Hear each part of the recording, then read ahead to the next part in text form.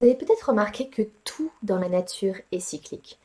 Le jour, la nuit, le cycle des saisons, le cycle de la lune. Et pour nous les femmes, c'est la même chose. Il y a un cycle qui est encore plus important pour nous. C'est notre cycle menstruel.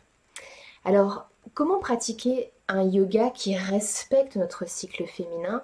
Comment intégrer nos cycles dans notre pratique? C'est ce que nous allons explorer aujourd'hui.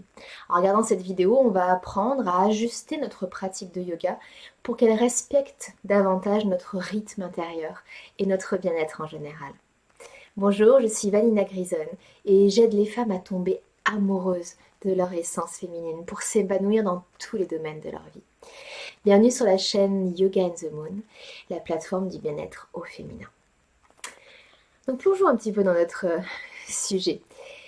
Observons la nature autour de nous. Donc on voit les cycles, on voit ce cycle solaire, circadien qu'on observe tous les jours, le jour, la nuit, le matin, l'après-midi. Le cycle solaire a aussi ce plus grand cycle qui est sur une année, avec les saisons qu'on ressent en particulier quand on est éloigné de l'équateur. Et nous les femmes, on est influencées bien sûr par tous ces cycles. Mais on a un cycle qui est plus important encore, c'est notre cycle menstruel. Et je vais tout de suite en parler ici pour celles qui n'ont pas de cycle menstruel naturel, qui sont sous contraception hormonale par exemple. Contraception hormonale, on va observer ce qui se passe dans nos corps parce que souvent ce qui va prédominer, ça va pas être le cycle menstruel mais le cycle de la lune. Pour celles qui sont ménopausées, ça va être la même chose. Donc tout ce que je vais dire dans cette vidéo aujourd'hui, vous pouvez aussi l'appliquer avec le cycle lunaire si vos cycles féminins ne sont pas présents. Donc si on se repositionne dans notre journée, parce qu'on se repère bien dans la journée, est-ce qu'on ferait le même type d'activité physique à midi qu'à minuit? Est-ce qu'on mangerait la même chose à midi qu'à minuit? La réponse est bien sûr que non. On le sait, c'est quelque chose qui est complètement incarné, on fait évoluer nos activités en fonction de la journée. Eh bien, c'est la même chose pour notre cycle menstruel, sauf qu'on ne nous a pas appris à le faire. La société n'est pas faite pour qu'on puisse vraiment s'adapter à tout ça. Donc c'est à nous de réapprendre, à faire varier notre alimentation, on ne va pas en parler aujourd'hui, mais notre alimentation, notre activité physique et donc notre pratique de yoga. Chaque semaine, notre pratique va pouvoir évoluer pour s'aligner avec notre rythme intérieur. Donc observons un petit peu, posons un petit peu les bases de ça. On va utiliser le même schéma que le cycle solaire circadien, que le cycle d'une journée qu'on connaît toutes très bien. Donc euh, on va se positionner le matin. Donc si notre cercle, ici, on est tout en bas, on va avoir minuit, donc en plein cœur de la nuit. Sur le côté, on va arriver, on va monter, il va être 6 heures du matin. Tout en haut, ça va être midi. Et on va rebasculer de l'autre côté avec 18 heures. D'accord? Donc si on commence par le matin, 6 heures du matin, on est dans l'équivalent de notre phase préovulatoire. C'est la même chose. Quand on se réveille le matin, le corps est endormi, les articulations sont un peu rouillées, on est un petit peu raide dans le corps et on a envie de créer de la fluidité et de retrouver cette cette énergie, on a envie de réveiller le corps et vraiment de se mettre en action, retrouver cette mobilité.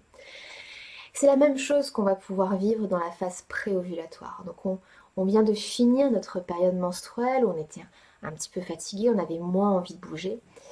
Et on va commencer à bouger en douceur. Donc quand on reprend sa pratique, après la phase menstruelle, on ne veut pas être tout de suite trop dynamique pour pas venir se fatiguer tout de suite. On veut repartir en douceur, comme quand on se réveillerait le matin, tout en douceur. Et être progressivement plus active. Donc au fur et à mesure que les jours passent et qu'on s'éloigne de notre phase menstruelle, on va pouvoir intégrer des pratiques plus dynamiques pour se redonner de l'énergie. Et on va arriver Donc si on avance dans notre journée, on descend dans notre matinée, plus on arrive dans la matinée, plus on va avoir de l'énergie, plus le corps s'est réveillé, donc on arrive dans notre phase ovulatoire. Donc c'est comme si on pratiquait le pic de notre phase ovulatoire, c'est comme si on pratiquait à midi. Le corps est chaud, il est plein d'énergie, nous sommes au maximum de notre vitalité. Donc c'est là où on peut avoir les pratiques le plus dynamiques possible. On n'a pas besoin de chauffer le corps, on est tout de suite dans le dynamisme, on n'a pas besoin non plus de ralentir à la fin parce qu'il nous reste plein de temps dans la journée, donc on a encore de l'énergie. Donc on peut avoir des pratiques plus intenses, plus vivifiantes, c'est là où on va avoir nos pratiques les plus physiques de tout le mois. Donc si vous aimez l'ashtanga, le vinyasa, un petit peu le power vinyasa, ça peut être vraiment des bons moments pour les pratiquer à fond. Et on va arriver ensuite dans la soirée. Donc imaginez ce qui se passe quand il est 18h. Quand il est 18h, on commence à vraiment sentir la fatigue et on a peut-être encore l'agitation de la journée, ce qui fait qu'on a encore besoin de dynamisme, mais pas pour réveiller le corps, mais pour vraiment évacuer, libérer ce qui a pu se passer dans notre journée. C'est presque du dynamisme un peu anti-stress, un petit peu je relâche tout ce qui s'est passé dans la journée. Mais ce qu'on va surtout avoir besoin, c'est préparer notre nuit. Et si on fait des pratiques trop intenses le soir, souvent on sort de nos pratiques, on est comme ça, et on met du temps à pouvoir se coucher. Donc on va pouvoir faire des pratiques dynamiques, surtout au début, mais on veut vraiment beaucoup de temps doux à la fin de la pratique, parce que ce qu'on veut, c'est ralentir.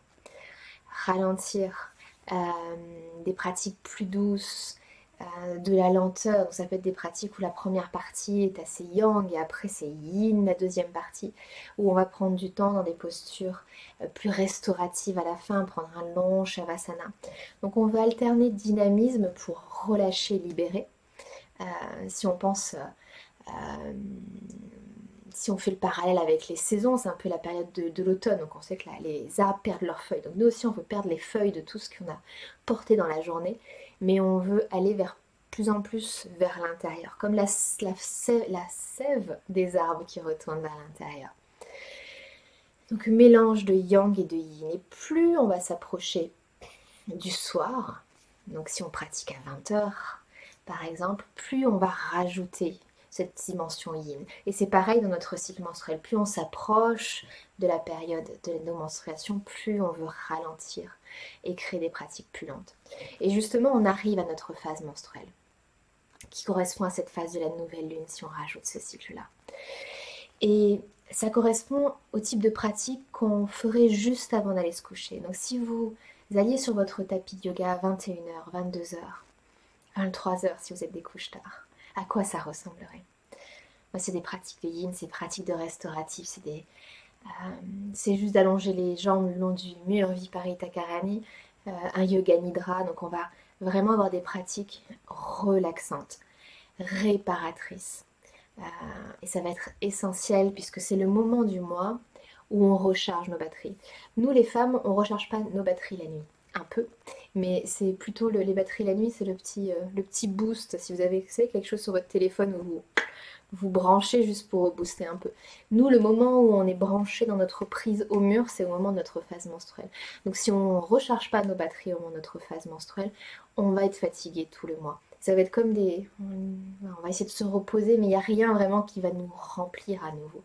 Donc la phase menstruelle, on veut qu'elle soit réparatrice, qu'elle nous permette de nous nourrir et d'accéder aussi à toutes ces dimensions plus méditatives qui est si facilement accessible dans notre phase menstruelle. Donc, un petit résumé. Pratiquer cyclique, on peut vraiment superposer ce qu'on ferait sur une journée dans notre mois et vraiment appliquer le rythme qu'on aurait sur une journée dans un mois. La nuit, on se repose. Notre phase menstruelle, on se repose. Et ça correspondrait à l'hiver, à la phase de la nouvelle lune. On arrive dans la matinée. La matinée, on y va en douceur et progressivement, on est de plus en plus dynamique. Donc on se réveille en douceur et après on y va. Et ça, c'est notre phase préovulatoire. Ça correspond à la lune croissante et aussi au printemps. On arrive dans notre phase ovulatoire, c'est le pic de la journée, c'est le pic de nos énergies, on est en pleine forme, on en profite, on lâche. Ça correspond à la pleine lune ou à l'été. Et on arrive dans la phase de décroissance, la lune décroissance, c'est la fin de la journée. On relâche avec un peu de dynamisme tout ce qu'on a stocké dans la journée et on ralentit pour se préparer à ce retour à soi et pouvoir se reposer dans la soirée. C'est notre phase prémenstruelle, c'est l'automne. Et on arrive sur la nuit, on recharge nos batteries, on est douce avec nous-mêmes. Donc voilà comment adapter votre pratique de yoga à votre cycle féminin. Et ça peut vraiment transformer votre bien-être. Donc n'oubliez pas d'écouter votre corps. Ça c'est juste un schéma, ça vous donne un cadre pour commencer à adapter à votre rythme mensuel à vous. Mais écoutez-vous, parce qu'en apprenant à s'écouter, tout ce que je vous ai présenté aujourd'hui, vous allez vous rendre compte que c'est vraiment les besoins de votre corps. Donc respectons nos rythmes intérieurs. On ne nous a pas suffisamment transmis de respecter nos rythmes intérieurs et c'est essentiel.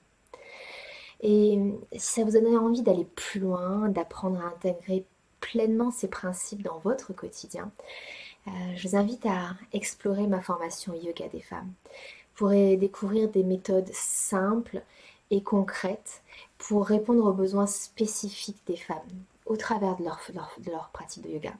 La pratique de yoga dont on a hérité, elle est très masculine, encore aujourd'hui, même si on l'adapte progressivement. Mais cette formation, elle est vraiment vocation à se rappeler comment on peut mettre le yoga à notre service, nous les femmes, pour respecter notre cycle menstruel, respecter nos cycles de la vie, on en a parlé aujourd'hui, mais vraiment à tout moment de notre vie, quand on est jeune fille, quand on est périménopausée, et notre corps féminin, notre anatomie féminine, qui n'est pas la même que celle des hommes.